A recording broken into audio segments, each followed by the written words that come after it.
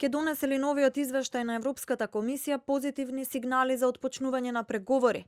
Откако еврокомесарот Вархеј ја презентираше методологијата на министрите за европски работи, скоро сите процедури во Брисел се завршени. Март пак засега лебди во воздух како месец во кој конечно Европскиот совет може да ја отвори вратата за Македонија. Сепак се очекува тешка дискусија меѓу лидерите на земјите на 26 и 27 март. Исто зборувавме и за интеграцијата на Македонија во Европската унија. Чешка од секогаш многу ја поддржува Македонија во овие интеграцијски процеси и зборивме за тоа дека Македонија и двете земји исполниле условите како и им дале Европската унија и не би требало да има веќе друго одлагање и би требало сега во март да се реши.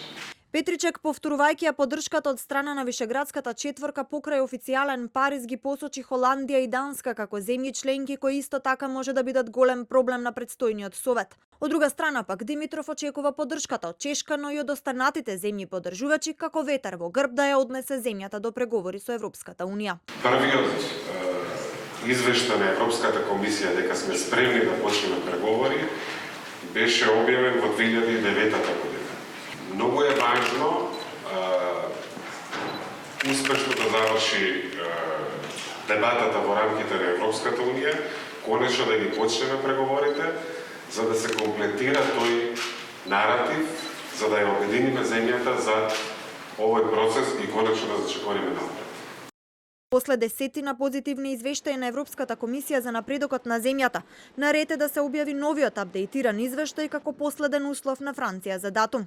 Евроамбасадорот Богар денеска порача, се додека не се објави истиот, да не се криваат очекувањата.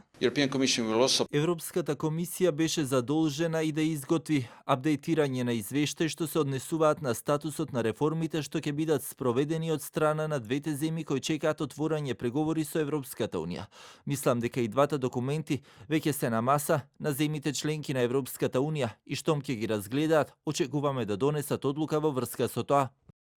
Иако вчера сите земји членки на Унијата ја поддржаа новата методологија, сепак по презентирањето на истата, првата реакција стигна од холандскиот министер Стеф Блок. Тој по состанокот изјави дека се уште нема зелено светло за Македонија и Албанија. Според него Скопје ги има исполнете условите за старт на преговорите, но не и Тирана.